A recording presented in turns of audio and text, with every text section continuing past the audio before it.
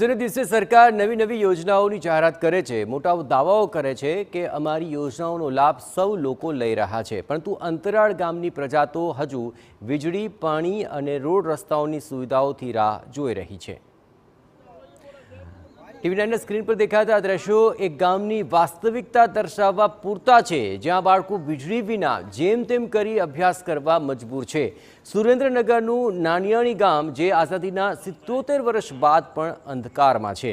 અહીંના લોકો માત્ર પૂરતી વીજળી, પાણી અને રસ્તાઓની માંગ કરી રહ્યા છે। રોડ, રસ્તા, પાણી, વીજળી આ તમામ વસ્તુઓ તો પ્રાથમિક સુવિધાઓમાં આવે તો કેમ પ્રશાસન આ સુવિધાઓ આપવામાં નિષ્ફળ ગયું છે તે એક સવાલનો મુદ્દો છે। વેલનાથ સહિતના વિસ્તારોમાં લોકોએ વર્ષોથી વીજળી નથી જોઈ। વીજળી ન હોવાથી બાળકોને ભણવામાં મુશ્કેલી પડી રહી છે, બહેનોને રસોઈ કરવામાં મુશ્કેલી પડી રહી છે। ગામના બાળકોનું ભાવિ પણ વીજળી વિના અંધકારમાં છે। પાણીની પ્રોબ્લેમ છે, બાળકોની તકલીફ છે, બાળકો 2 કિલોમીટર કાયમની માટે જાય આવે તો છોકરા બધા આજો વેળા છતાં દિવસે વાળું કરાવી લેવું પડે, સવારમાં ટાઈમસર જગાડીને લેસન કરાવવું પડે તો છોકરાને અંધારે લેસન કરાવવા હાટું થઈને બધાને કોઈને બત્તી લઈને બેહારવું પડે, કોઈને દીવો લઈને બેહારવું પડે। હવે ઘાસલેટ તો અત્યારે આપણે મળતું નથી એટલે તેલનો દીવો કરવો પડે, તેલનો દીવો કરીને પછી છોકરાને લેસન કરવાનું। જો છોકરા લેસન ન કરે તો સાહેબ ધકે, છોકરું બીજે દી બીવે, હાલીને જવાના છોકરાને, હાલીને આવે છોકરા। એટલે આટલી અમારી માંગ છે, એક લાઇટની, એક છોકરાની સુવિધા અને એક પાણીની સુવિધા। એની ઠારકી સુવિધા નથી, લાઇટની સુવિધા નથી, રસ્તાની ક્યાંય સુવિધા નથી। અમારા બાળકોને લઈ જવા લાવવા તો શીમાં અમારે લઈ જવા? વાહનની સુવિધા કઈ કરી દો સરકારને, કઈ પાણીની સુવિધા કરી દો ને વારંવાર પાણીની તો ઠારકી નથી સુવિધા અમારેથી હલાય નહીં, સલાય નહીં। છોકરાની વહુ અત્યારે હારી હોય તો સારું ને પાણી બેડું નથી ભરી આવી દેતા અમને।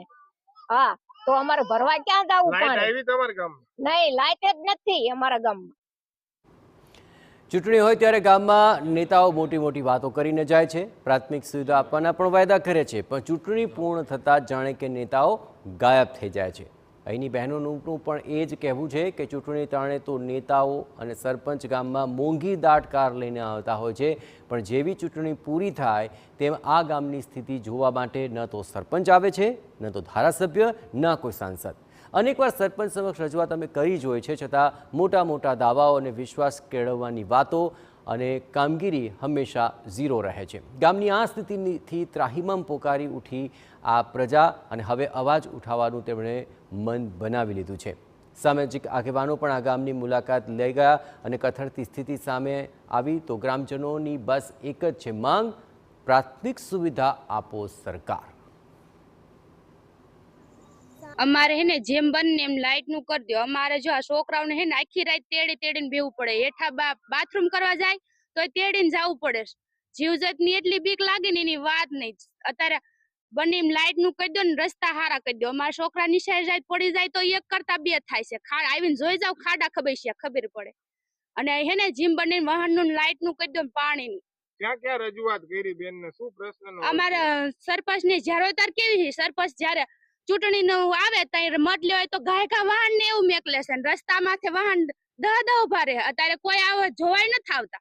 વર્ષોથી 5 પેઢીથી વીજળી વગર રહે છે, વીજળી જોઈ નથી। આમાં ક્યાં વિકાસ છે?